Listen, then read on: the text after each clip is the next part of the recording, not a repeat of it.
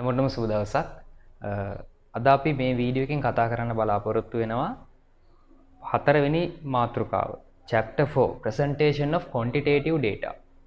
අපි කලින් වීඩියෝ එකේදී කතා කරා Presentation of Qualitative Data.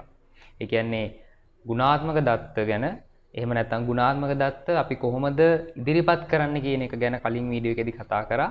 ඒතර මේ වීඩියෝ එකේදී අපි කතා කරනවා ප්‍රමාණාත්මක දත්ත කොහොමද අපි ඉදිරිපත් කරන්නේ ප්‍රසන්ට් කරන්නේ.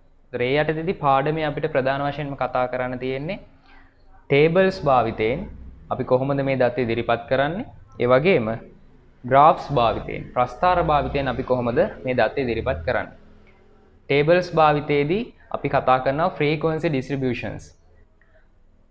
සංඛ්‍යා ව්‍යාප්ති කියන සංකල්පය කතා කරනවා. ඒතර ඒකෙදි ප්‍රධාන කොටස් දෙකක් පාඩමේ තියෙන එකක් ungrouped frequency distribution අනිත් එක group frequency distribution.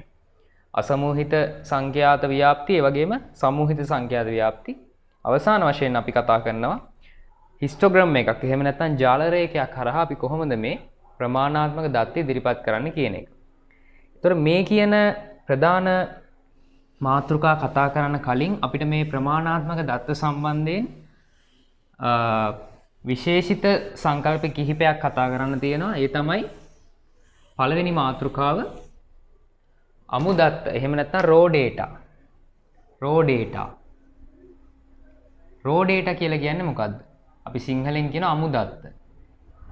අමු දත්ත කියලා කියන්නේ කිසියම් අධ්‍යයනයක් මගින් අපි රැස් කරගෙන තියෙන කිසිම පිළිවෙලකට අනුව සකසා නොලද. ඒ කියන්නේ කිසියම් ක්‍රමවත් පිළිවෙලක් යටතේ සකස් නොකරන ලද හුදෙක් තවමත් රැස් කරගෙන පමණක් තියෙන සංඛ්‍යාත්මක දත්ත. උදාහරණයක් විදිහට අපි ගමු පන්තියක ළමයි 50 දෙනෙක්ගේ ගණිතයේ විෂයට ගත්ත ලකුණු කියලා අපි මේ ළමයි 50 දෙනාගේ ගණිතයේ විෂයට ගත්ත ලකුණු ටික එකතු කරගන්නවා. අපි මේ 50 දෙනාගේ උදාහරණයක් විදිහට ළමයි 5 දෙනෙක්ගේ ලකුණු සටහන් කරගත්තොත් 80 75 65 35 95. එතකොට මේ ළමයි 5 දෙනාගේ ලකුණු වල කිසිම පිළිවෙලක් නැහැ. ඒ කියන්නේ අපි රැස් කරගත්ත ඒ විදිහටම තමයි මේ ලකුණු ටික තියෙන්නේ.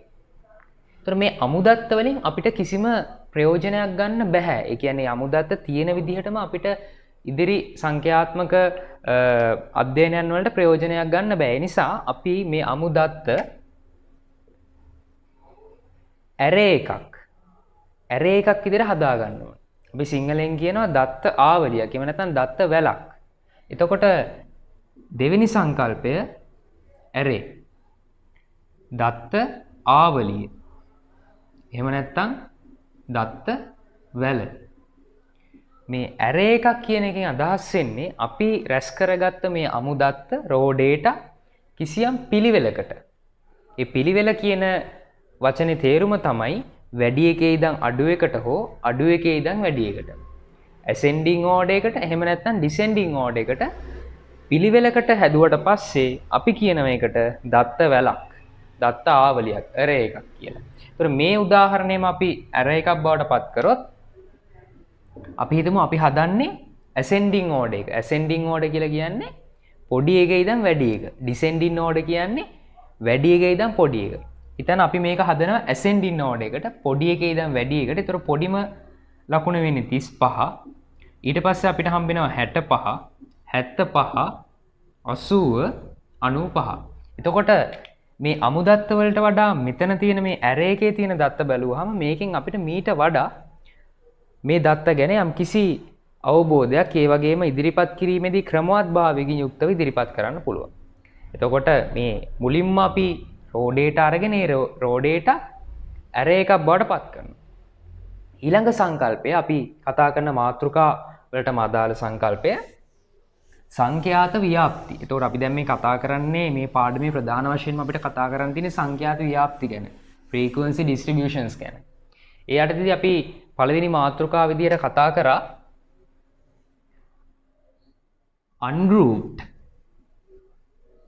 ungrouped frequency distributions.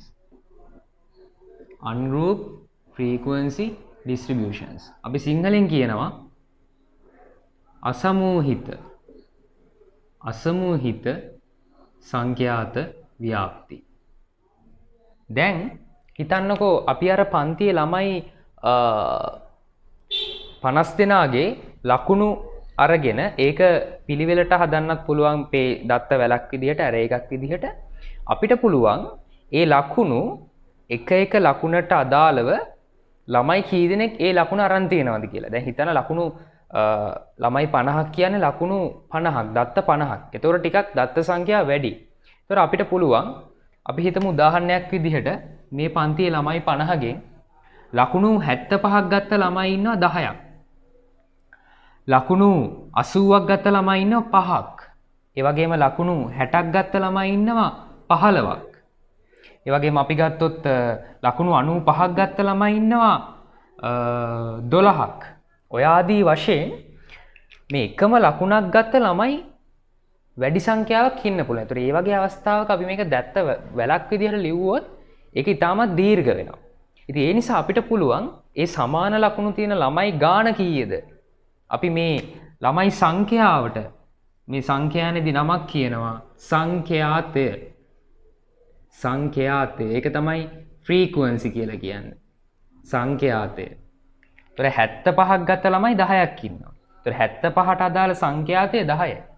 80ක් ගත්ත ළමයි 5ක් ඉන්නවා. 80ට අදාළ සංඛ්‍යාතය 5යි. ඒතකොට මේ ෆ්‍රීකවන්සි අපි F කියන එකෙන් සාමාන්‍යයෙන් මේක සංකේතවත් කරන්නේ. මේ පාඩම් පුරාටම මේ සංඛ්‍යාතය ෆ්‍රීකවන්සි කියන වචනය අපිට හම්බ වෙනවා. ෆ්‍රීකවන්සි ඩිස්ට්‍රිබියුෂන්ස් කියන එක හැදිලා තියෙන්නේ මේ සංඛ්‍යාතය කියන එකත් එක්ක. එතකොට අපි මේ කතා කරන අන්ගෲප්ඩ් ෆ්‍රීකවන්සි ඩිස්ට්‍රිබියුෂන් කියලා කියන්නේ අපි සලකා බලන එහෙම නැත්නම් අපිට තියෙන දත්ත සහ ඒ දත්ත කී වාරයක් යෙදිලා තියෙනවද? 75 දත්තේ ඒ දත්තේ කී පාරක් තියෙනවද? 10 පාරක් තියෙනවා. ඒතර අපි ළඟ තියෙන දත්ත සහ ඒ දත්ත කී පාරක් නැවත නැවත යෙදිලා තියෙනවද කියන එකත් එක්ක එහෙම නැත්නම් සංඛ්‍යාතයත් එක්ක අපේ ගොඩනගන වගුවට කියනවා අසමූහිත සංඛ්‍යාත ව්‍යාප්තිය ungrouped frequency distribution. අපි බලමු කොහොමද අසමූහිත සංඛ්‍යාත ව්‍යාප්තිය නිර්මාණය කරන්නේ කියලා. ඒතර අපිට දත්ත තියෙනකොට ඒ දත්ත වලින් අපි අසමූහිත සංඛ්‍යාත ව්‍යාප්තියක් එහෙම නැත්නම් සංඛ්‍යාත වගුවක් නිර්මාණය කරන්න ඕන. උදාහරණයක් විදිහට අපිට දෙනවා පන්තික ළමයි 10 දෙනෙක්ගේ ලකුණු. ගණිතයේ විෂයට ගත්ත ලකුණු කියලා අපි හිතමු. 75 80 65 95 65 75 80 95 75 75. එතකොට මෙතන දත්ත අමුදත්ත කිහිපයක් දීලා තිනවා. අපිට කියනවා මේකේ සංඛ්‍යාත ව්‍යාප්තියක් අසමූහිත සංඛ්‍යාත ව්‍යාප්තියක් ගොඩනගන්න. එතකොට අපිට පුළුවන් මෙහෙම ටේබල් එකක් හදාගන්න. එතකොට මෙතන අපි ලියනවා ලකුණු. එහෙම නැත්නම් මාක්ස්. ඊළඟ කොලම් එකේ ප්‍රගණන ලකුණු. ඊළඟ කොලම් එකේ ෆ්‍රීකවන්සි. එතකොට ඇත්තටම ෆ්‍රීකවන්සි ඩිස්ට්‍රිබියුෂන් එක කියන්නේ අදාළ දත්ත සහ එහෙම නැත්නම් මෙතනදී ලකුණු ෆ්‍රීකවන්සි එක සටහන් කරන මගුවට. නමුත් මේක නිර්මාණය කරගන්න ප්‍රගණන ලකුණු ආදාන කරගන්නවා. ඒතර අපිට පුළුවන් 75 කියන එක ලිව්වා. ඊට පස්සේ 80 තියෙනවා. 65 තියෙනවා. 95 තියෙනවා. එතකොට අපි ප්‍රගණන ලකුණු ආශ්‍රයෙන් මේක සම්පූර්ණ කරගන්නවා. එකයි 75න් එකයි 80න් එකයි 65 95 65 75 80 95 75 75. මෙතන ප්‍රගණන ලකුණු 4යි, මෙතන ප්‍රගණන ලකුණු 2යි 2යි.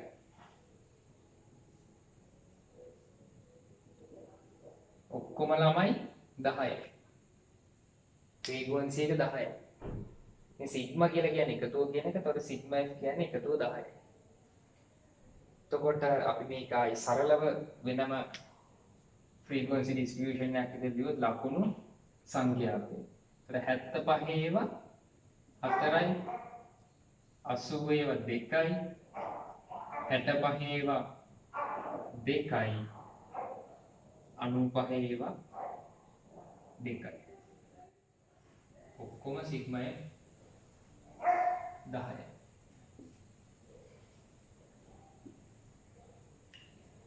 එතකොට මේ වගේ අසමූහිත සංඛ්‍යා ව්‍යාප්තියක අපිට මධ්‍යයනය මාත්‍ය මධ්‍යස්ථය ඔක්කොම හොයන්නත් පුළුවන්. අපි ඒක ඊළඟ පාඩමේ සමයිනිෂස් වලදී තවදුරටත් කතා කරන්න පුළුවන්. සරලව මේක අපි මධ්‍යයනය වෙන විදිහ ගත්තොත් මේ ලකුණු අපි මේක x කියලා හඳුන්වමු. මේ x f එක්ක වැඩි කරලා f x කියලා තීරුවක් දාලා ඒ තීරුව සම්පූර්ණ කළා ඒ තීරුවේ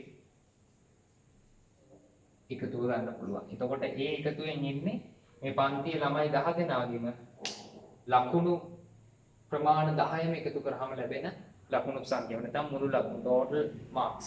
මේක පන්තියේ ළමයි 10 දෙනාගෙන් බෙදුවාම එක ළමයිගේ සාමාන්‍ය average mark එක median එක අපිට හොයන්න පුළුවන්. අපි ඒක සංකේතවත් කරන x bar සමානයි sigma fx බෙදීම sigma f. අසමූහිත සංඛ්‍යාත ව්‍යාප්තියක් කියන්නේ මෙන්න මේ වගේ ටේබල් එකක්. මෙන්න මේ වගේ ටේබල් එකක්. ඊළඟට අපි කතා කරමු සමූහිත සංඛ්‍යාත ව්‍යාප්තියක්. grouped frequency distribution. දැන් අපි දත්ත ආවලියක් එහෙම නැත්නම් array එකක් අපිට ප්‍රායෝගිකව පාවිච්චි කරන්න බැරි අවස්ථාවන් වලදී අපි අසමූහිත සංඛ්‍යාත ව්‍යාප්ති පාවිච්චි කරා. ඒ වගේම අසමූහිත සංඛ්‍යාත ව්‍යාප්තිත් අපිට ප්‍රායෝගිකව භාවිතා කරන්න අමාරු අවස්ථාවලදී අපි සමූහිත සංඛ්‍යාත ව්‍යාප්ති වලට මේ මොන වගේ අවස්ථාවලදීද දත්ත විශාල සංඛ්‍යාවක් තියෙන අවස්ථාවක ඒ වගේම එකම දත්තය නැවත නැවත යෙදිලා තියෙන වාර සංඛ්‍යාව අඩු අවස්ථාවක. දත්ත විශාල සංඛ්‍යාවක් තිබ්බත් එකම දත්තේ නැවත නැවත වැඩි වාර සංඛ්‍යාවක් යෙදලා තියෙනවා නම් අපිට අසමූහිත සංඛ්‍යාත ව්‍යාප්තියකින් මේක නිරූපණය කරන්න පුළුවන්. දැන් උදාහරණයක් විදිහට අපි හිතමු ළමයි 200ක් ඉන්න පන්තියක. ඒ ළමයි ගණිතයට ගත්ත ලකුණු සංඛ්‍යාව ගත්තොත් ලකුණු 75 ඒවා ගත්ත ළමයි ඉන්නවා 80ක්. ලකුණු 50 හරියටම 50ක් ගත්ත ළමයි ඉන්නවා 30ක්.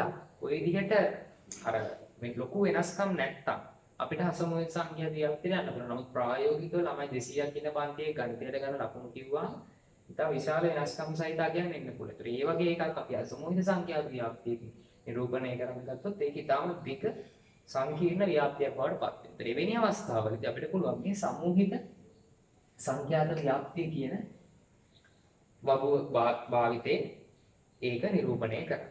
ඒතර මෙතනදී අපිට සංකල්ප කිහිපයක් ගැන කතා කරන්න තියෙනවා. සංකල්ප කිහිපයක්. ඒ තමයි class intervals. පන්ති ප්‍රාන්ත.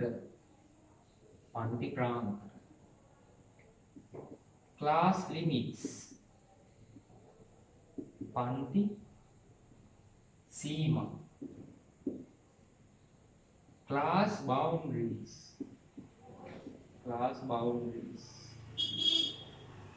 පන්ති මායි. class width. පන්ති පළල. ඔය වගේ ප්‍රධාන සංකල්ප කිහිපයක් මේ frequency group frequency distribution එකක් ගොඩනගද්දී අපිට කතා කරන්න තියෙනවා. එතකොට මේ group frequency distribution එකයි ungrouped frequency distribution එකයි ප්‍රධාන වශයෙන් වෙනස් වෙන්නේ මෙන්න මේ class intervals. පන්ති ප්‍රාන්තර කියන සංකල්පයක් තියෙනවා. class intervals. class interval එකක් කියන්නේ කිසියම් සීමා දෙකක් යටතේ ඇති යම් කිසි ප්‍රාන්තරයක්. එහෙම නැත්නම් අපි කියනවා අග්‍ය සීමාවක් කියලා. ක්ලාස් ඉන්ටර්වල් එකක්. ඒතකොට උදාහරණයක් විදිහට මේ 10 20 කියන එක ගත්තොත් මේ වගේ එකට අපි කියනවා ක්ලාස් ඉන්ටර්වල් එකක්. පන්ති ප්‍රාන්තරයක්. මේකේ සීමා දෙකක් තියෙනවා. සීමා දෙකක් තියෙනවා. ඒ වගේම අපිට ගන්න පුළුවන් 50 55 කිව්වොත් මේකත් ක්ලාස් ඉන්ටර්වල් එකක්. එතකොට මේ ෆ්‍රීකවන්සි ඩිස්ට්‍රිබියුෂන් එකක් කියන්නේ ක්ලාස් ඉන්ටර්වල් වලින් ඒ ක්ලාස් ඉන්ටර්වල් එකට අදාළ ෆ්‍රීකවන්සි එකයි සටහන් කරමින් ගොඩනගන වගුවක්. උදාහරණයක් විදිහට ගත්තොත් 0.9 10 19 මේවා තමයි පන්ති ප්‍රාන්තර ක්ලාස් ඉන්ටර්වල්ස්. ඒතර මේවට අදාළ 0.9ත් අතර තියෙන සංඛ්‍යා මේක කීයක් තියෙනවද? ඒකේ විතර 5ක් තියෙනවා. 10ත් 19ත් අතර තියෙන සංඛ්‍යා තියෙනවා 10ක්. 20ක් 29ත් අතර තියෙන සංඛ්‍යා 3ක්. ඔය විදිහට ගොඩනගන සංඛ්‍යාත ව්‍යාප්තිය තමයි සමූහික සංඛ්‍යාත ව්‍යාප්තිය. එතකොට ක්ලාස් ඉන්ටර්වල් එකක් කියන්නේ සීමාවන්ගෙන් සීමා වුණු යම්කිසි අගයේ පරාසයක්. එතකොට ක්ලාස් ඉන්ටර්වල් එක කතා කරද්දිම ක්ලාස් ලිමිට්ස් කියන එක ගැන කතා කරන්න පුළුවන්. ක්ලාස් ලිමිට්ස් පන්ති සීමා කියලා කියන්නේ ක්ලාස් ඉන්ටර්වල් එක උඩ තියෙන විශාල මගය සහ යට තියෙන අවම මගය. ඒ කියන අගය දෙකෙන් තමයි මේ ක්ලාස් ඉන්ටර්වල් එක හැදලා තියෙන්නේ. දැන් අපි අර උදාහරණයක් ගත්තොත් 0.9 10 19 20 මේ කියන පන්ති ප්‍රාන්තරවල සීමා දෙක. මේ පන්ති ප්‍රාන්තරේ පල්ලෙහා සීමාව බිඳුව. මේ තියෙන්නේ ඉහළ සීමාව. එතකොට පොඩි මාගයට පන්ති ප්‍රාන්තරයේ පොඩි මාගයට කියනවා මම මතකද තියෙන පොඩි මාගයට lower limit එක. lower limit එක. එහෙම නැත්නම් පහළ සීමාව. සිංහලෙන් කියනවා පහළ සීමාව. එහෙම නැත්නම් යටත් සීමාව. lower limit එක. ලොකු මාගයට අපි කියනවා upper limit. upper limit. ඉහළ සීමාව. එහෙම නැත්නම් උඩත් සීමාව. එතකොට මේ 10 19 අතර පන්ති ප්‍රාන්තරය ගත්තොත් ඒකේ පහළ සීමාව lower limit එක 10. upper limit එක 19. 20 29 ගත්තොත් ඒකේ lower limit එක 20, upper limit එක 29. ඔය විදිහට මේ පන්ති ප්‍රාන්තර වට වෙලා තියෙන්නේ මොන අගයන්ද කියන්නේ ඒ අගයන් දෙකට අපි කියනවා සීමා. upper limit එකක් තියෙනවා lower limit එකක් තියෙනවා. ඊළඟට class boundaries.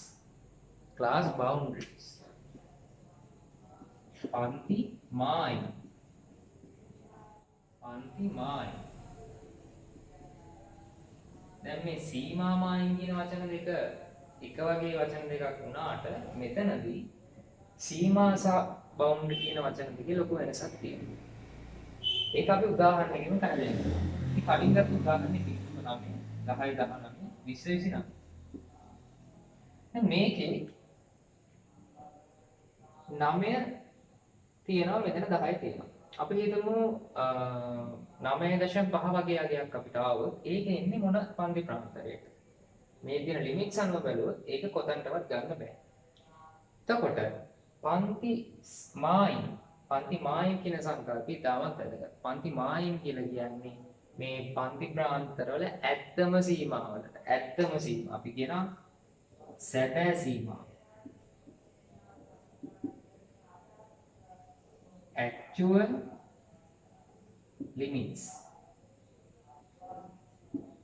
actual limits.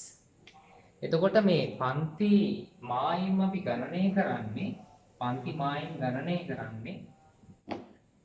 පන්ති සීමා යොදාගෙන. එතකොට class boundaries equals to upper limit of an interval plus lower limit of the next highest interval divided by 2. මොකක්ද මේ කියන්නේ? upper limit of an interval plus lower limit of the next highest interval. ඒ කියන්නේ divided by 2. අපි සිංහලෙන් ලියුවොත් පන්ති ප්‍රාන්තරයක ඉහළ සීමාව ඒකට එකතු කරන්න ඕනේ ඊළඟට තියෙන ඊළඟ විශාල පන්ති ප්‍රාන්තරේ පහළ සීමාව. මේක බෙදන්න ඕනේ දෙකෙන්. අපි උදාහරණයක් ගමු. 0.9 10 19 20 29 මේ තියෙන ක්ලාස් ඉන්ටර්වල්ස්. මේ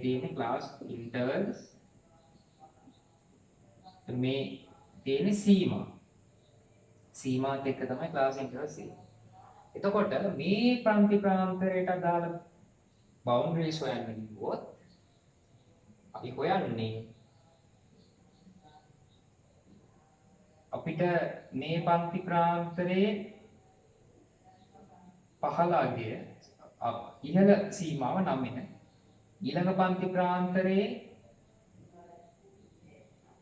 පහළ සීමාව එතකොට 9 ධන 10 බෙදීම 2. එතකොට 19 බෙදීම 2 9.5යි. මෙන්න මෙතනට එන අගය.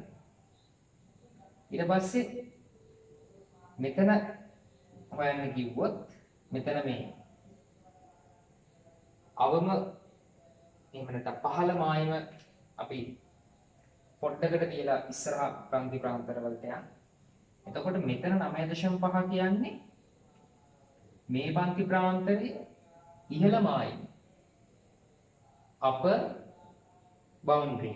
මේ අර ලිමිට් වල upper limit lower limit වගේ boundaries වල upper boundary lower boundary කියලා තියෙනවා.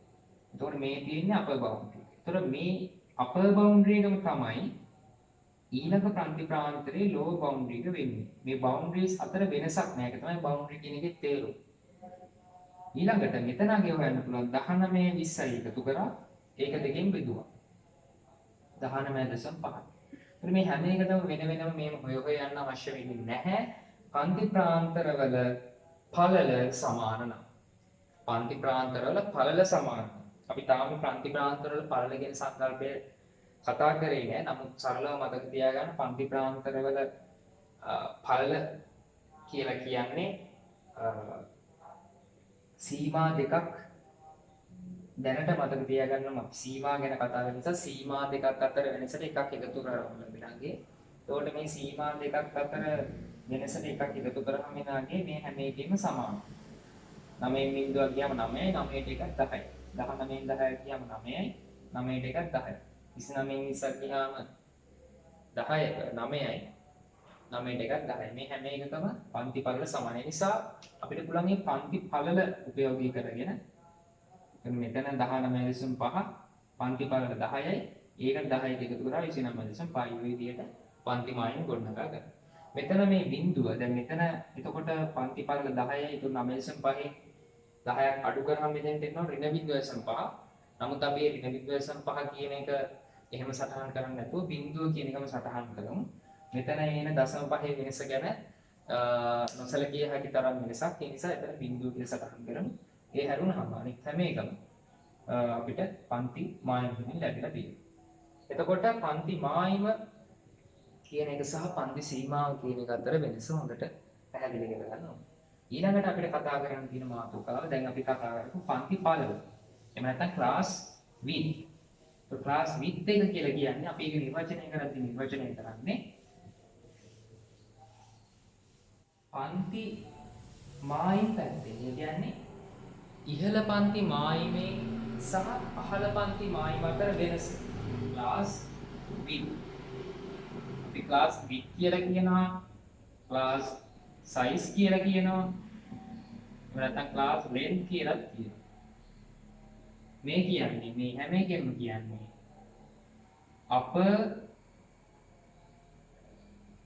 class boundary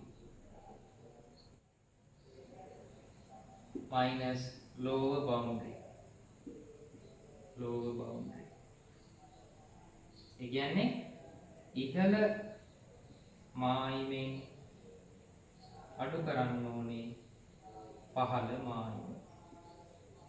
ඉහළ මායිමෙන් පහළ මායිම අඩු කරන්න. එතකොට හොඳට මතක තියාගන්න මේ ඉහළ සීමාවෙන් පහළ සීමාව අඩු කරාම එනගේ නෙමෙයි ඉහළ මායිමෙන් පහළ මායිම අඩු කරාම ලැබෙන අගේ. උදාහරණයක් විදිහට අපි කලින් ගත්ත උදාහරණය 0.9 10 19 20 29. දැන් මේකේ පන්ති පළල ක්ලාස් 1 එක හොයන්න කියලා. අපි දුම් මෙන්න මේ පන්ති පළල කීයද කියලා හොයන්න කියනවා. හොයන්න කියලා 19න් 10ක් අඩු කරලා 9න් කියලා දැම්මොත් වැරදි. මොකද ඒ හේතුව ඒ 9 ගත්තේ අපි පන්ති සීමා අතර වෙනස. මේ කියන්නේ පන්ති මායිම් අතර වෙනස. හරි. එතකොට පන්ති මායිම් දැන් මේකේ පන්ති මායිම් හොයලා ඒ දෙක අතර වෙනස ගත්තා නම් හරි. එතකොට 9.5 රින 9.5ත් 19.5ත් කියන පන්ති ප්‍රාන්තරයේ මේක මායිම් වලින් ගත්තොත් 19.5න් 9.5 ගියම මෙතන උත්තරේ 10යි. 10 තමයි මෙතන width එක. ලිමිට්ස් වලින් මේක ඒ විදිහට ගන්න බැරි වුණාට ලිමිට්ස් උපයෝගී කරගෙන මේක අපිට ගන්න පුළුවන්. ඒ තමයි අපර් ලිමිට් එකෙන් ලෝවර් ලිමිට් එක අඩු කරලා එතනින් නවතින්නේ නැහැ. ඒකට එකක් එකතු කරන්න ඕනේ. මොකද හැමතිස්සෙම පන්ති මායිම් දෙක අතර වෙනස ඉහළ පන්ති මායිමත් පහළ පන්ති මායිමත් අතර වෙනස සමාන වෙනවා ඉහළ සීමාවත් පහළ සීමාවත් අතර වෙනසට එකක් එකතු කළාම ලැබෙන අගයට. දැන් මෙතන ඒක හොඳට පැහැදිලි වෙනවා. මෙතන 19.5න් 9.5 කියම 10යි.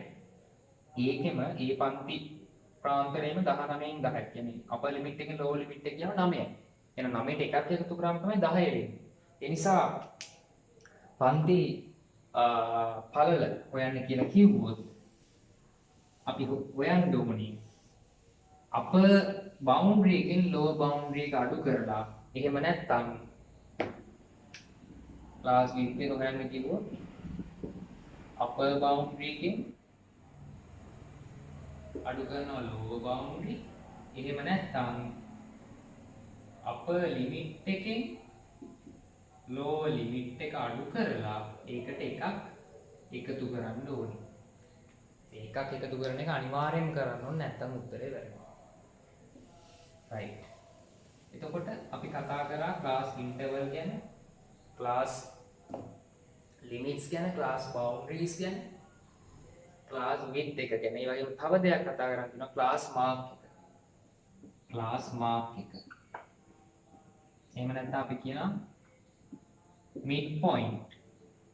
midpoint of the class. අපි කියනවා පන්ති ලකුණ.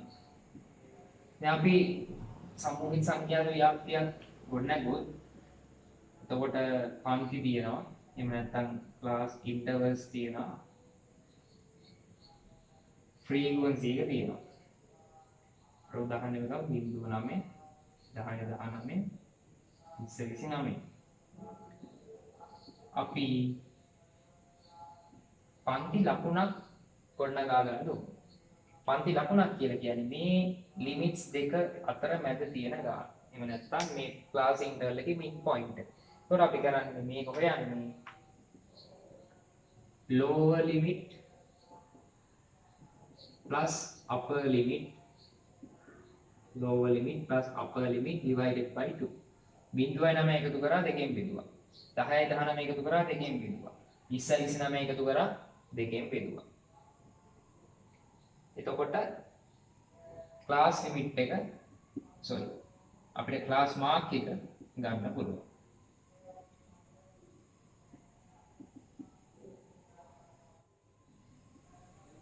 අපි මෙතන ෆ්‍රීකවන්සි එක ඊටමට දාගමු සංඛ්‍යා ටික. එතකොට මේ ක්ලාස් මාක් එක ලිමිට්ස් දෙකේ එකතුව බෙදීම 2.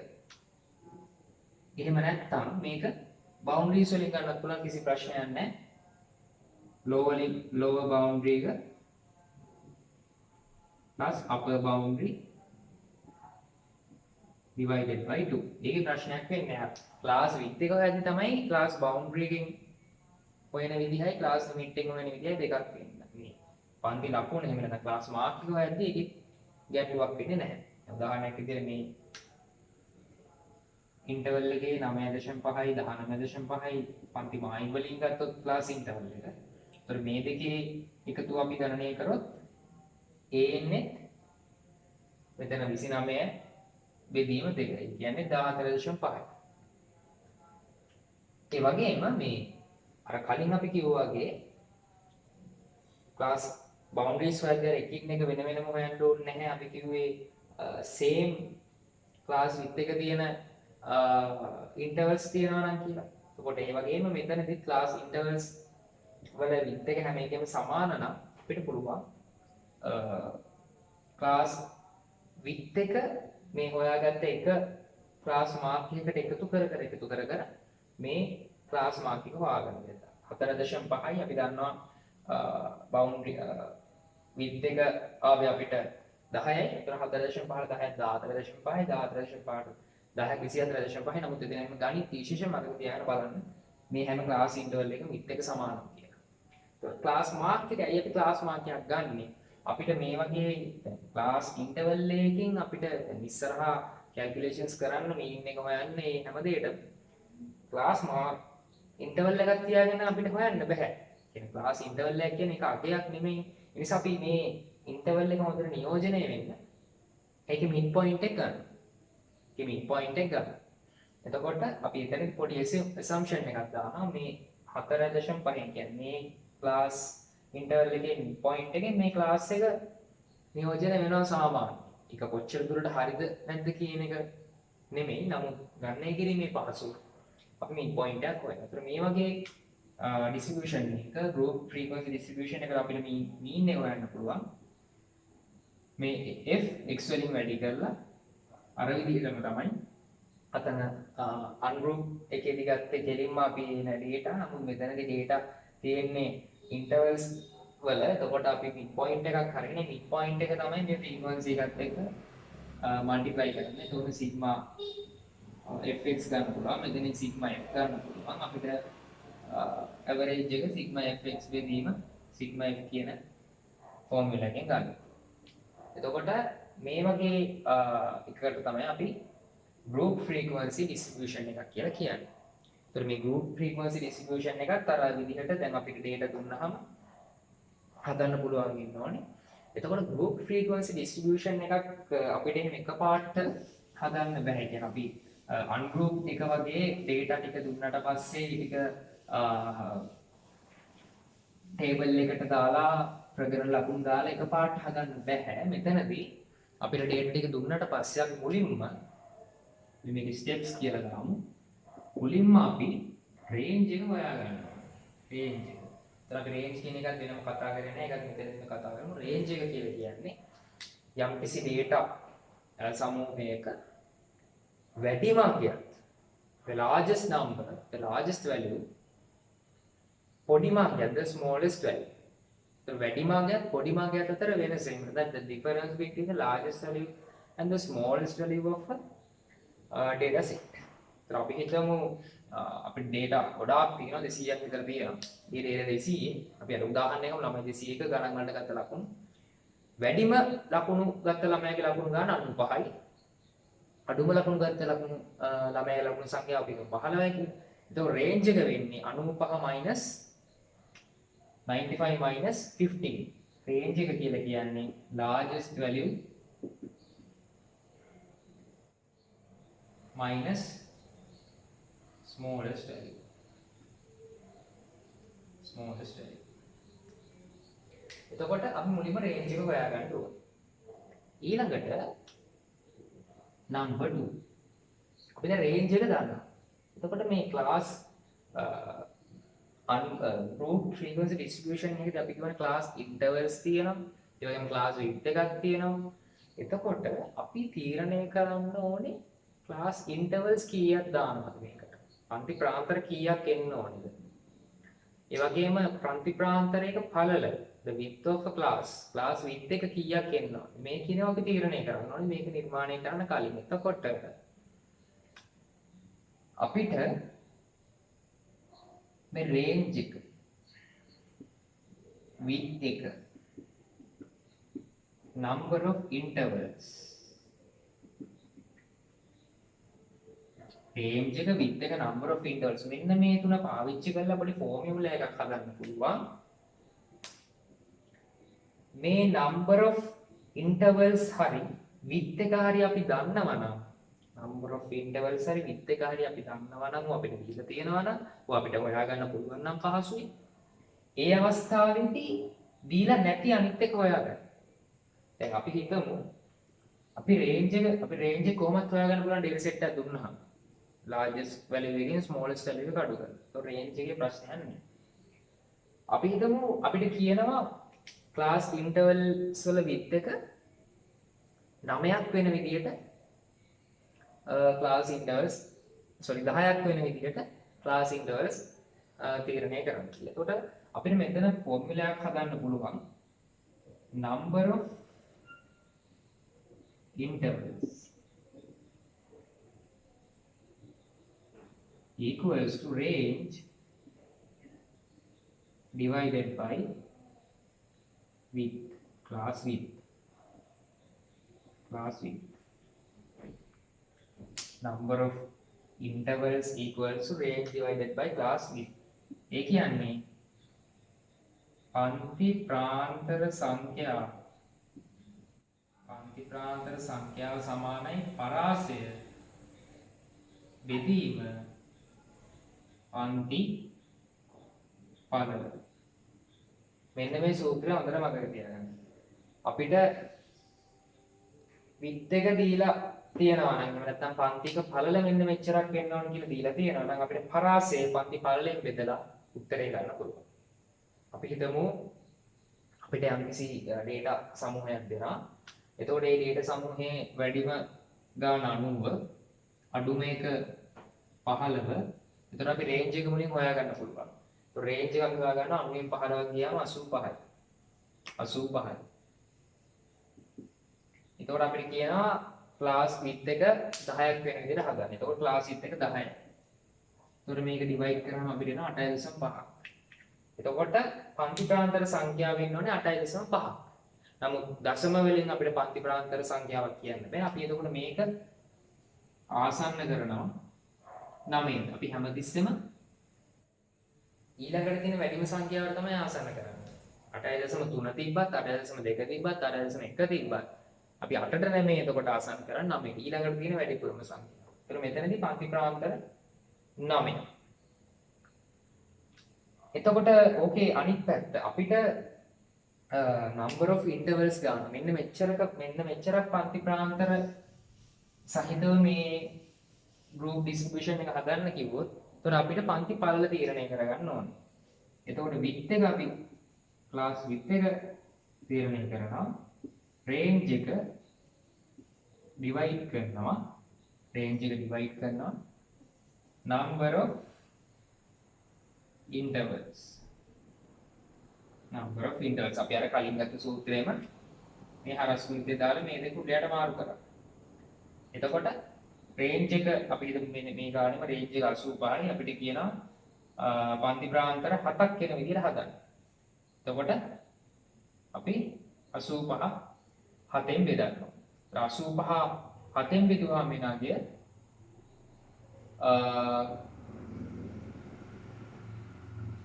14යි දශම සංඛ්‍යාවක් ඉන්නේ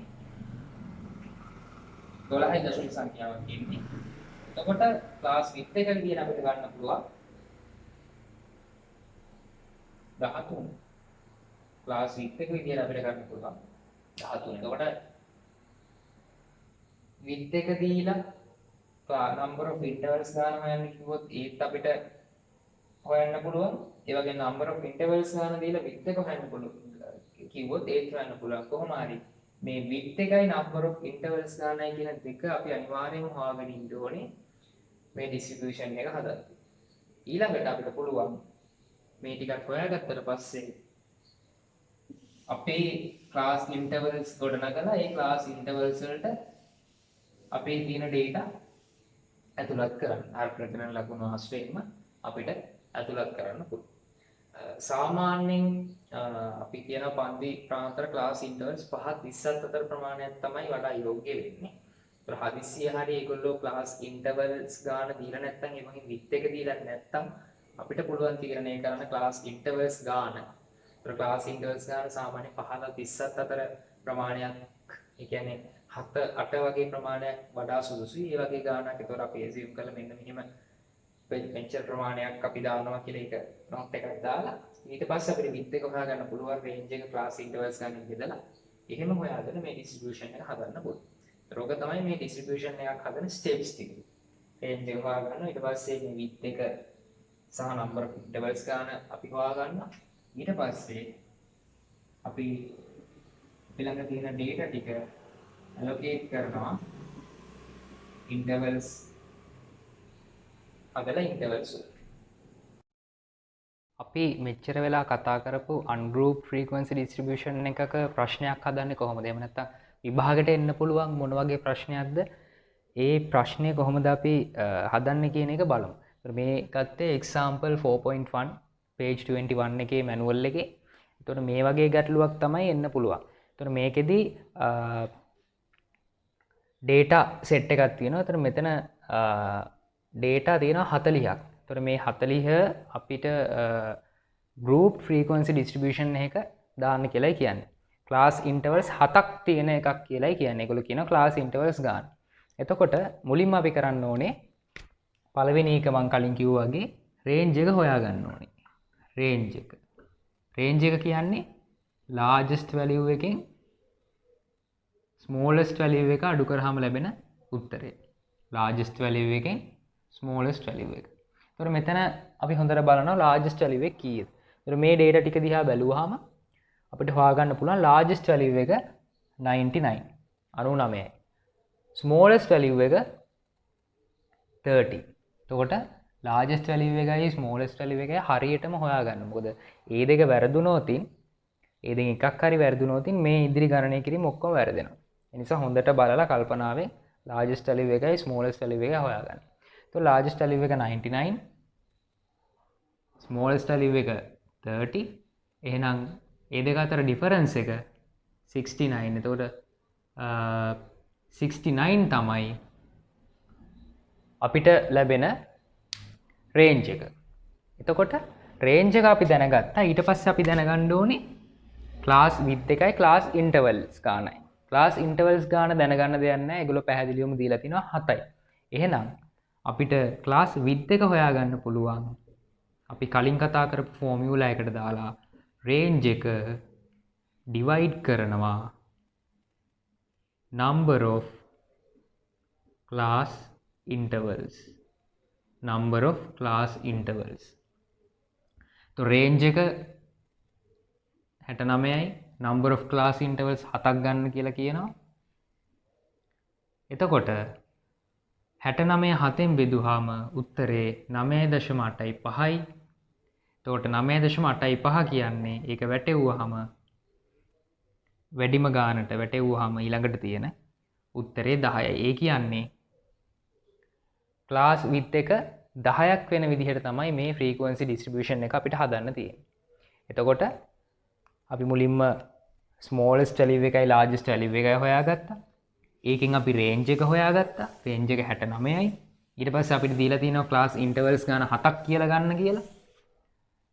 69 7න් බෙදුවා. range එක number of class intervals ගානෙන් බෙදුවා. එතකොට අපිට 9.85ක් ආවා. ඒක වැටෙව්වහම අපිට 10ක් ආවා. ඒ තමයි class width එක, පන්ති එක පළල. හරි. දැන් අපිට පුළුවන් මේ frequency distribution එක group frequency distribution එක ගොඩනගන්න. මුලින්ම අපි ලියනවා class intervals. මේ table එකේ මුලින්ම සඳහන් වෙන්න ඕන class intervals. ඒකට සාමාන්‍ය class intervals අපි limits එක තියන්නේ.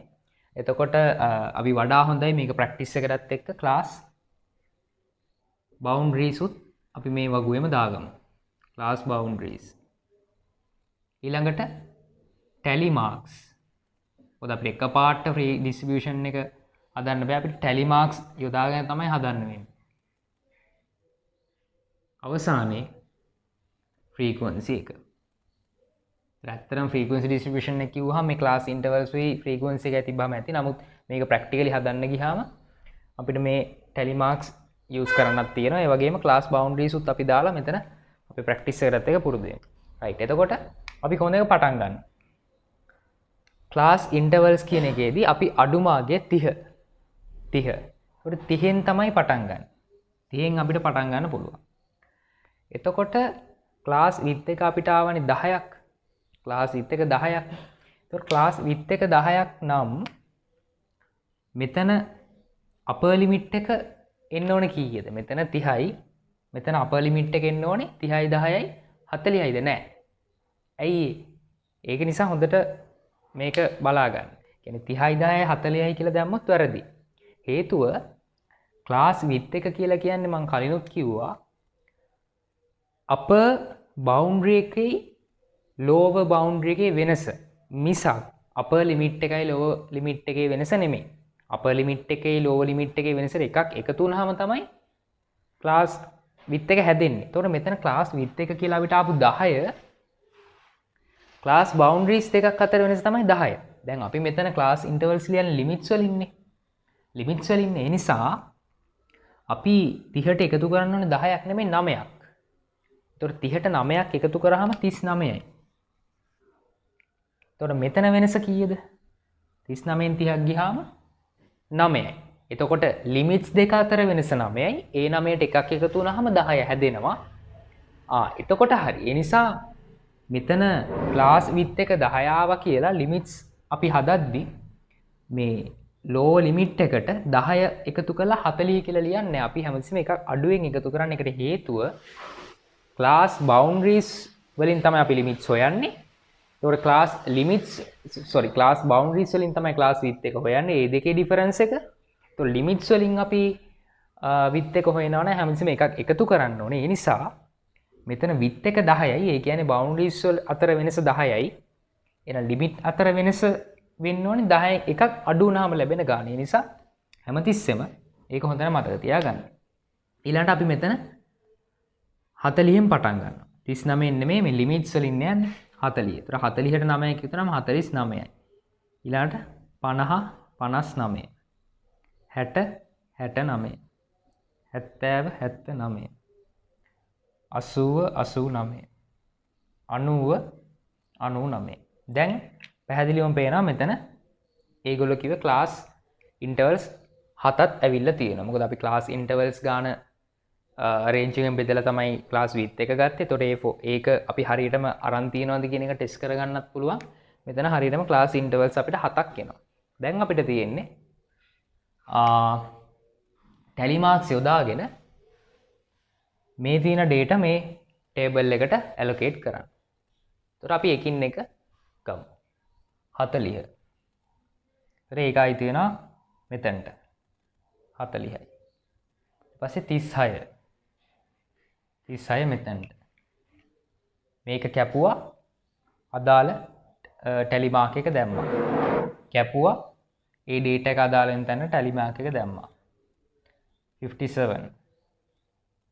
මේ විදිහට අපිට පුළුවන් මේ හැම එකක්ම data එක අපි කප ඒ ටැලි මාක් එක දාන්න. ඊට පස්සේ මේ ටැලි මාක් මේ ඔක්කොම අපි කැපුවට පස්සේ මේ ටැලි මාක් වල එකතුන් ඒ අදාළ ෆ්‍රීකවෙන්සි එක විදිහට අපිට ඇඩ් කරන්න පුළුවන්. එතකොට මේ ෆ්‍රීකවෙන්සි ටිකේ එකතුව සිග්මා f කියන එක. එහෙම නැත්නම් මේ ටැලි මාක්ස් වල සම්පූර්ණ එකතුව අනිවාර්යෙන් මේ උඩ තියෙන data සංඛ්‍යාවට සමාන වෙන්න ඕනේ. දැන් මෙතන data 40ක් තියෙනවා නම් මේ එකතුව 40ක් වෙන්න ඕනේ. මොකද එහෙම උනේ නැත්නම් එතන කොහේ හරි වැරද්දක් තියෙනවා. එතකොට මේකේ ක්ලාස් බවුන්ඩරිස් අපි ලියාගමු. එතකොට අර ක්ලාස් බවුන්ඩරිස් හොයන්නේ lower limit ඒ ක්ලාස් එකේ upper limit එකයි ඊළඟට තියෙන ක්ලාස් එකේ lower limit එක එකතු කරලා දෙකෙන් බෙදනවා. 39යි 40යි ඒ දෙක එකතු වුණාම 79යි 79 දෙකෙන් බෙදුවාම 39.5යි. මෙතනට තමයි 39.5යි. එතකොට මෙතනත් 39.5යි. මෙතන 49යි 50යි 99යි 99 දෙකෙන් බෙදුවාම 49.5යි. දැන් මේ හැම එකෙම විත් එක අපි දන්නවා 10යි අපිම තමයි විත් එක්ක කැල් කරේත්. ඒ නිසා අපිට පුළුවන් මේ විත් එකෙන් මේකේ බවුන්ඩරිස් ටික හදාගෙන යන්න. 59.5යි 69.5යි ওই විදිහට මේකේ බවුන්ඩරිස් ටික හදාගෙන යන්න. එතකොට මෙතන 39න් අපි 39.5න් 10ක් අඩු කරන්න ඕනේ. එතකොට මෙතන එන ලෝවර් බවුන්ඩරි කියන්නේ 29.5. එතකොට class intervals, class boundaries, tally marks, frequency. අපිට ඕන නම් මේ ඔක්කොම හදාගත්තාට පස්සේ මේ ක්ලාස් ඉන්ටර්වල් එකයි ෆ්‍රීකවන්සි එකයි අරගෙන වෙනම තනියෙන් වගුවක් ගහ ගන්නත් පුළුවන්. මේ විදිහට තමයි අපි ගෲප් ෆ්‍රීකවන්සි ඩිස්ට්‍රිබියුෂන් එකක් හදන්නේ. data මේ විදිහට දීලා තිබ්බහම අපි මුලින්ම රේන්ජ් එක හොයනවා. ඊට පස්සේ ක්ලාස් width එක සහ ක්ලාස් ඉන්ටර්වල්ස් ගාන අපි දැනගන්න ඕනේ. ඒ දෙකෙන් එකක් ඒගොල්ලෝ දුන්නොතින් අපි අනිත් එක හොයාගන්න ඕනේ අර ෆෝමියුලා එකට දාලා බෙදලා. එහෙම නැත්නම් හදිස්සිය හරි ඉන්ටර්වල්ස් ගානක් දීලා නැතුව width එකක් දීලා නැතුව අපිට සාමාන්‍යයෙන් ඩිසයිඩ් කරලා ක්ලාස් ඉන්ටර්වල්ස් ගානක් තීරණය කරන්න පුළුවන්. 7ක් 8ක් වගේ ප්‍රමාණයක්. ඊට පස්සේ අපි මේ ටැලි මාක්ස් යොදාගෙන ස්මෝලෙස්ට් වැලියු එකෙන් පටන් අරගෙන ක්ලාස් ඉන්ටර්වල්ස් හදලා ෆ්‍රීකවන්සි ඩිස්ට්‍රිබියුෂන් එක හදන්න පුළුවන්. ওই විදිහට තමයි අපි ප්‍රායෝගිකව ගානක් දුන්නොත් ෆ්‍රීකවන්සි ඩිස්ට්‍රිබියුෂන් එකක් හදන්න. එතකොට මේ ෆ්‍රීකවන්සි ඩිස්ට්‍රිබියුෂන් එකේ අපිට f එහෙම නැත්නම් ෆ්‍රීකවන්සි එක තියෙනවා. ඊට පස්සේ අපිට ඕන නම් මේකේ ක්ලාස් මාක් එකක් හොයාගන්න පුළුවන්. ඒ කියන්නේ මේ ලිමිට්ස් එකතු කරලා දෙකෙන් බෙදලා ක්ලාස් මාක් එකක් හොයාගන්න පුළුවන්. x කියන එක ඒක f එක වැඩි කරලා අපිට fx දාගෙන ඒ fx තීරුව එකතුව sigma f තීරුව එකතුවෙන් බෙදලා මේකේ mean එක පවා ගන්න පුළුවන්. ඊළඟට අපිට කතා කරන්න තියෙන්නේ histogram එක ගැන. ඒ කියන්නේ graphical presentation of quantitative data. histogram graphical presentation. අපි කලින් කතා කරා frequency distributions ගැන, group and ungroup. දැන් අපි කතා කරනවා graphical presentation එක. ජාල රේඛය. එතකොට මේ ජාල රේඛය කියලා කියන්නේ ප්‍රස්ථාර සටහනක්. ඒකේ සිරස් අක්ෂයට එන්නේ සංඛ්‍යාතය, තිරස් අක්ෂයට එන්නේ පන්ති මායින්, boundaries, class boundaries. එතකොට මේකේ ඍජුකෝණාශ්‍රාකාර තීරු සහිතව එකිනෙකට බද්ධ වෙච්ච ඍජුකෝණාශ්‍රාකාර තීරු සහිතව නිර්මාණය කරන ප්‍රස්ථාර සටහනකට තමයි ජාල රේඛය කියලා කියන්නේ. එතකොට සමූහිත සංඛ්‍යාත ව්‍යාප්තියකට අදාළව මේ සමූහිත සංඛ්‍යාත ව්‍යාප්තිය ප්‍රස්ථාරයන් මගින් නිරූපණය කරනවට අපි කියනවා ජාල රේඛයක් කියලා. උදාහරණයක් ගත්තොත් 10 19 20 29 30 39 සංඛ්‍යාත තියෙනවා. එතකොට ජාල රේඛයක් අඳින්න නම් අනිවාර්යයෙන්ම පන්ති මායිම් ඕනේ. ක්ලාස් බවුන්ඩරිස් ඕනේ. කියන්නේ ලිමිට්ස් වලින් අපිට අඳින්න බෑ. නිසා මෙහෙම සමූහිත සංඛ්‍යාත ව්‍යාප්තියක් තියෙද්දි අපි මුලින්ම කරන්න ඕන දේ බවුන්ඩරිස් හොයා ගන්න ඕනේ. ඒතර අර කලින් කිව්ව විදිහට බවුන්ඩරිස් හොයා ගන්න පුළුවන්. හැම පන්ති ප්‍රාන්තරයකට අදාළවම upper boundary and lower boundary කියන දෙකම හොයාගෙන ඒ කියන boundaries වලින් තමයි මේ සංඛ්‍යාත ජාල රේඛය අඳින්නේ. ඒතර මෙතනදි ගත්තොත් අපිට මෙහෙම ජාල රේඛය අඳින්න පුළුවන්. frequency එක උඩට යටට class boundaries 9.5 19.5 29.5 39.5. ඒතර මේ කියන පරතරයන් හැමතිස්සෙම සමාන වෙන්න ඕනේ. 9.5 19.5 අතර ෆ්‍රීකවන්සි එක 5යි. එතකොට මේ ෆ්‍රීකවන්සි ඇක්සිස් එකත් අපි පරිමාණයකට ලකුණු කරගන්න පුළුවන්. පරිමාණයට ලකුණු කරන්න ඕනේ. ඊට පස්සේ මේ දින ඒ ෆ්‍රීකවන්සි ඊට අදාළ බවුන්ඩරිස් යටතේ අපිට ඍජුකෝණාශ්‍රාකාර තීරුවක් මගින් ඉදිරිපත් කරන්න පුළුවන්. 9.5 19.5 අතර තියෙනවා 5ක්. 9.5යි 19.5යි අතර 5යි. 19.5යි 29.5යි කියන ක්ලාස් ඉන්ටර්වල් එකේ 2යි. 29.5යි 39.5යි කියන ක්ලාස් ඉන්ටර්වල් එකේ 7යි. ඒතර මේ විදිහට අපිට මේක ජාල රේඛයක් මගින් හිස්ටෝග්‍රෑම් එකක් මගින් ඉදිරිපත් කරන්න පුළුවන්. මේ කියන්නේ මේ වගේ පහසුවෙන් හිස්ටෝග්‍රෑම් එකක් මගින් ඉදිරිපත් කරන්න පුළුවන් වෙන්නේ එහෙම නැත්නම් එක එල්ලේ හිස්ටෝග්‍රෑම් එකක් මගින් මේ විදිහට බවුන්ඩරිස් වල ඉදිරිපත් කරන්න පුළුවන් වෙන්නේ මේ හැම පන්ති ප්‍රාන්තරයකම ක්ලාස් විඩ්ත් එක පන්ති පළල සමාන නම් විතරයි. පන්ති පළල අසමාන පන්ති ප්‍රාන්තර සහිත සමූහිත ව්‍යාප්තියකදී ජාල රේඛය අඳින්න කලින් අපි පොදු සංඛ්‍යාතයක් එහෙම නැත්නම් සැකසූ සංඛ්‍යාතයක් හදාගෙන ඉන්න ඕනේ. ඒකට හේතුව මේ තියෙන පන්ති පළලවල් අසමාන වුණොත් මේ තියෙන සංඛ්‍යාතය එහෙම් පිටින්ම අපි තීරුවක් විදියට ගත්තොත් එතන වැරදි. ඒ නිසා අපි හිතමු උදාහරණයක් විදිහට 10 19 20 29 මෙතන තියෙන්නේ 30 49. ඒතර මේකේ පන්ති පළල 10යි මේකෙත් පන්ති පළල 10යි නමුත් මේකේ පන්ති පළල 20යි. එවැනි අවස්ථාවක අපිට බෑ 29යි 35යි කියලා. එහෙම නැත්නම් 29 35 කියන පන්ති මායිම් අතර 7යි කියලා මේ ජාල රේඛයේ මේ තීරුව අඳින්න බෑ. ඒතර ඒ වගේ අවස්ථාවලදී අපි නිර්මාණය කරගන්න ඕන තව තීරුවක්. ඒ තමයි සැකසූ සංඛ්‍යාතය. සැකසූ සංඛ්‍යාතය. ඒකෙදී අපිට පුළුවන් යම්කිසි පොදු සංඛ්‍යාතයක් කියන්නේ පොදු පන්ති පළලක් තීරණය කරලා ඒ පොදු පන්ති පළලට අදාළව පොදු සංඛ්‍යාතයක් නිර්මාණය කරගන්න. අපි එතනදී යොදා ගන්න පන්ති පළල නියතයක් විදියට ගන්නවා. එතකොට අපි හිතමු සාමාන්‍යයෙන් අපි මේ පොදු පන්ති පළල විදිහට ගන්නේ වැඩිපුරම තියෙන සහ පන්ති පළල අඩුම පන්ති ප්‍රාන්තරේ පන්ති පළල. එතකොට මෙතන ගත්තොත් වැඩිපුරමත් තියෙන 10 ඒ වගේම අඩුම තියෙන්නේ 10. ඒක ගත්තොත් අපිට ලේසි වැඩේ කරන්න. එතකොට අපිට පුළුවන් ඒකේ තියෙන සූත්‍රය තමයි සංඛ්‍යාතය පන්තියේ සංඛ්‍යාතය f බෙදන්න ඕනේ ඒ පන්තියට අදාළ පන්ති පළලෙන්. අපි පන්ති පළලට කියනවා c කියලා. ඒතර පන්ති පළලෙන් බෙදන්න ඕනේ. වැඩි කරන්න ඕනේ අර අපි ගන්න පොදු පන්ති පළල. එහෙම නැත්නම් නියතයෙන්. එතකොට මෙතන සංඛ්‍යාතය බෙදන්න ඕනේ පන්ති පළලෙන් වැඩි කරන්න ඕනේ නියතයෙන්. ඒතර මෙහෙම තමයි සැකසූ සංඛ්‍යාතය ගන්න. ඒතර අපි මෙතන පොදු පන්ති පළල එහෙම නැත්නම් නියතය විදිහට k විදිහට 10 ගත්තොත් මෙතන අපිට ඒක හදන්න පුළුවන් f කියන්නේ 5යි 5 බෙදීම පන්ති පළල ඒකේ 10යි වැඩි කිරීම 10යි. උත්තරේ 5යි. ඊළඟට 2 බෙදීම 10 වැඩි කිරීම 10යි. උත්තරේ 2යි.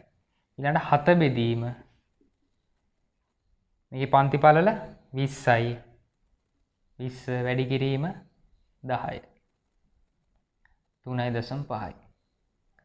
එතකොට 30යි 39යි 30යි 49යි කියන පන්ති ප්‍රාන්තරේ 30යි 49යි කියන පන්ති ප්‍රාන්තරේ සැකසූ සංඛ්‍යාතයේ විදිහට 3.5 තමයි අපි ගන්න. එතකොට 29.5 39.5 අපිට මෙතන 49.5 කියලා එතනට වෙනකම් යන්න ඕනේ. එතකොට 29ත් 29.5ත් මෙතන එන්නේ 49.5 29.5ත් 49.5ත් අතර පන්ති ප්‍රාන්තරේ ජාල රේඛයේදී අඳිද්දී සංඛ්‍යාතයේ විදිහට අපි අඳින්නේ උස විදිහට අඳින්නේ 3.5යි 3.5යි. ඒතර 7 නෙමෙයි අපි උඩටම අඳින්නේ 3.5. එතකොට විශේෂයෙන් මතක තියාගන්න පන්ති පළල අසමාන වන සාමූහිත ව්‍යාප්තිවලදී ඒ ව්‍යාප්තියට අදාළ ජාල රේඛය නිර්මාණය කරද්දී සංඛ්‍යාත හැම එකෙම සකස ගන්න ඕනේ. ඒතර ඒකට පොදු පන්ති පළලක් එහෙම නැත්නම් නියතයක්. මෙන්න මේ කියන සූත්‍රයේ අදාළ පන්ති ප්‍රාන්තරයේ සංඛ්‍යාතය බෙදන්න ඕනේ ඒ පන්ති ප්‍රාන්තරයේ පළලින් වැඩි කරන්න ඕනේ නියතයෙන්. ඒතර නියතයේ විදිහට අපි ගන්නේ ගොඩක් වෙලාවට වැඩිපුරම පන්ති ප්‍රාන්තරවල තියෙන පන්ති පළල. මොකද එතකොට ඒ පන්ති ප්‍රාන්තරවල සංඛ්‍යාතය නැවත සකස ගන්න ඕනේ නැහැ. මේ සූත්‍රය ලිව්වට මෙතන අවිලා තියෙන්නේ මේ පහම තමයි. මෙතන අවිලා තියෙන්නේ මේ දෙකම තමයි. ඒතර වෙනස් වෙන්නේ ඒ වැඩිපුරම තියෙන පන්ති පළල නැති අනිකුත් පන්ති ප්‍රාන්තරවල තියෙන සංඛ්‍යාතය. ඒතර ඒක නමුත් එහෙම නියතයක් කියන්නේ එහෙම නිශ්චිතම අරියටම එහෙම කරන්න ඕන කියලා එකක් නැහැ. Tamanට පහසු මෙතනට නියතයක් තෝරගන්න පුළුවන්. බොහෝ සමහරවිට කැපිලා යන්න පහසු වෙන විදිහට නියතයක් තෝරගන්න පුළුවන්. කෙසේ හෝ ඒ අදාළ පන්ති ප්‍රාන්තරයේ සංඛ්‍යාතය බෙදන්න ඕනේ ඒ පන්ති ප්‍රාන්තරයේ පළලෙන් වැඩි කරන්න ඕනේ නියතය. ඒ විදිහට හදාගෙන ජාල රේඛය නිර්මාණය කරද්දී ඒ සැකසූ සංඛ්‍යාත. ඒතොර මෙතනට අපි ගන්නෙ සැකසූ සංඛ්‍යාත. අර තියෙන නෝමල් සංඛ්‍යාතය නෙමෙයි, නෝමල් ෆ්‍රීකවන්සි එක නෙමෙයි. සැකසූ සංඛ්‍යාත භාවිතා කරලා අපි ජාල රේඛය නිර්මාණය කරගන්නවා. ඒතොර මේ වනතුරු අපි මේ පාඩමට අදාළව සමූහිත සංඛ්‍යාත ව්‍යාප්ති, අසමූහිත සංඛ්‍යාත ව්‍යාප්ති, ජාල රේඛය කියන ප්‍රධාන කොටස් තුනම ආවරණය කරලා තියෙනවා. විභාගයට බොහෝ විට එන්න පුළුවන් අසමූහිත ව්‍යාප්ති වලින් බොහෝ විට එන්නේ නැහැ. මොකද ඒක ඉතාමත් සරල දෙයක්. සමූහිත ව්‍යාප්තියකින් අපි දැන් ඊට කලින් ගානක් හැදුවා. ඒ ගාන හදන විදිහ හොඳට ප්‍රැක්ටිස් කරගන්න. මොකද මේ විදිහේ එකක් ප්‍රායෝගික වෙන්න පුළුවන්. ඒ වගේම ඒ හදපු සමූහිත ව්‍යාප්තිය ජාල රේඛයක කොහොමද නිර්මාණය කරගන්නේ කියන එක දැන් කතා කරා. ඒ ජාල රේඛයේ නිර්මාණය කරද්දී විශේෂයෙන්ම පන්ති පළල ගැන සැලකිලිමත් වෙන, පන්ති පළල අසමාන වුණොත් සංඛ්‍යාතයේ සකසලා ජාල රේඛය නිර්මාණය කරන්න. ඒතකොට මේ පාඩමේ පිළිබඳවත් මොනවා හරි ගැටලු තියෙනවා නම් කමෙන්ට් සෙක්ෂන් එකෙන් දාන්න. ඊළඟ දවසේ අපි පස්වෙනි පාඩම සමරි මෙෂර්ස් කේ සාරාංශගත මිනුම් පාඩමත් එක්ක හමු